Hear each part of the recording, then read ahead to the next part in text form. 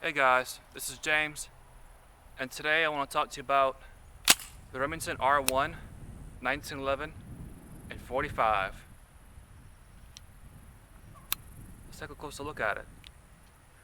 Alright, this is Remington's R1 1911, and it is my first real 1911 review. I admit I'm not very big of a fan of these series of pistols. Of course, they're steeped in nostalgia. As you know, the United States Army, among other powers, adopted the M1911 in 1911, and the gun has been in on and off service ever since. It's a pretty popular, iconic pistol, and a lot of companies have taken to the helm in producing them. Remington, for their part, they originally made some 1911s during World War One for the United States forces. However, they left the handgun market sometime in the 1950s, more or less, and in 2011 they decided to re-enter the market, and they re-entered it with this little pistol right here, the R1 1911. This particular one is a standard GI model. It doesn't have the bells and whistles and different cuts that some people do like on the 1911s. This one has blued steel, walnut checkered grips, which are quite nice. You have a flat mainspring housing and a nice short trigger. Get you got a little bit of play right here. Take it up, bang. Not too bad. And of course, the gun is single action only, which means the hammer has to be cocked in order for the gun to fire. Of course, the slide is going to reciprocate and knock the hammer back for every shot, so you don't have to worry about recocking the gun. Overall, the safeties, I'm not a big fan of safeties, but you have your grip safety right here. So the gun has to be gripped in order to fire the gun. You got your manual thumb safety placed like it should be. Up for safe, down for fire. And here's your slide release right here. I'm going to go ahead and push that up. And the gun locks open. And of course you can see here, just looking at it, there's 1911 R1, Remington Arms.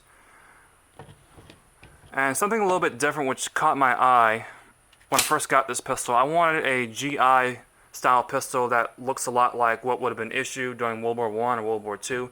This gun does fit the bill, but there are a few differences. Primarily the sights. The sights are a good bit taller. You see the 3-dot arrangement. The original sights, of course, are very, very small and almost unusable. Of course, you can see Browning's locked breech system at work. You can see the barrel rides down. Stainless steel barrel, of course. Another little bit that's different that might be hard to pick up on the camera is that our front end here that retains the bushing to disassemble the gun is also stainless steel. That's a little bit different. It kind of makes the gun look a little mismatched, but that's just my opinion. But in general, this is a very good looking gun. The action is very smooth. And the magazines are good quality too. They're very easy to load. These are 7-shot magazines. The gun ships with 2 of them. Overall, this is a pretty neat little package. So with that said, let's shoot it a little bit. Well, one thing about a 1911 pistol is that these pistols were really designed to shoot with full metal jacket ammunition for best reliability, and this was a military gun and that was the military ammunition. But we're going to push that a little bit. We have some hardy American Gunner hollow points, 185 grain. We'll see what we can do. Now granted, on the manual Remington provides, it recommends ball ammo only, but we'll go ahead and push this, and about 350 rounds in, should handle it just fine. Glasses on.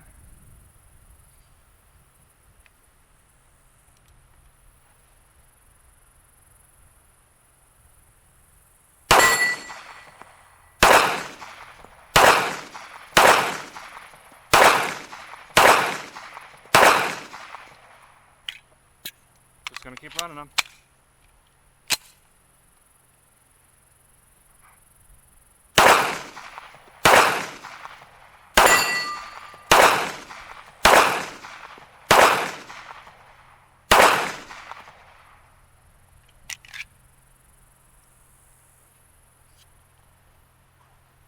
Those weren't the first hollow points, but ran them just fine. Let's try something else.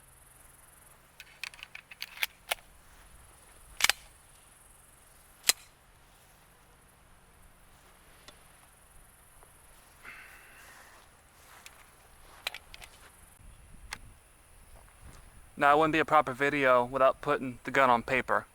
Let's try some of those American Gunner 185s. We're at 10 yards distance.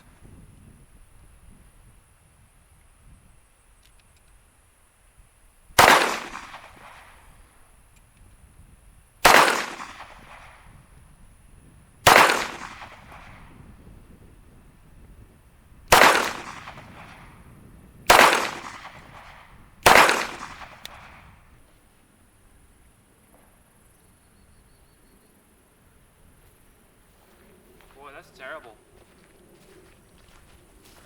Well, I'm kind of embarrassed. So, let's try some pre-stock footage.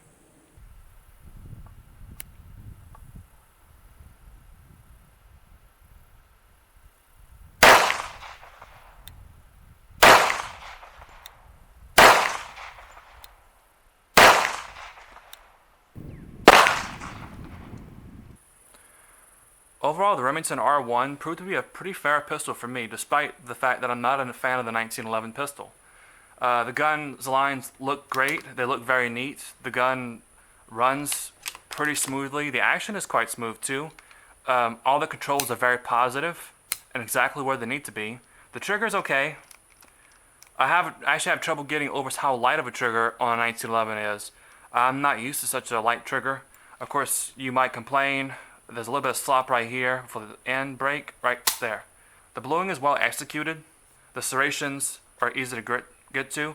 And I really am a fan of these walnut grips. They are not overly textured, but they have that classic look and it gives you a good positive grip. Overall, this pistol ran about 400 rounds. Actually, just over 400 rounds. I've been spending a fortune on ammunition for this thing in 45. Ball ammunition and hollow points. After about 250 rounds, I had no problems, but before that, I had about 2 to 3 double feed style malfunctions where the gun will fail to extract, but it will feed another round, so you have to take the magazine out, clear the gun, go forward there. But after that, it seems that the malfunctions went totally away. That seems to be a common theme with semi-automatic pistols I've been testing lately. After about the 200 round mark, the gun starts to run flawlessly. And that's something to consider when you're choosing a semi-auto pistol. You want to run some rounds through it before you trust it. Right now, the gun is starting to rattle around, starting to work in real nice and loose. And it's still holding on pretty darn well. I have not actually cleaned this gun since I received it and initially inspected it. And it's done quite well. Of course, one thing I don't like about 1911s in general, this grip safety, it feels like I'm holding onto the grip, but I'm not. So I feel like I have to keep constantly pressing in and making my grip a little uneven whenever I go to press the trigger. But other than that, that's not actually a problem with the gun. It's just a problem with me. So if you're looking for a 1911 pistol that looks good, but you don't want to spend a ton of money, the Remington R1 is pretty darn good. Let me know what you think.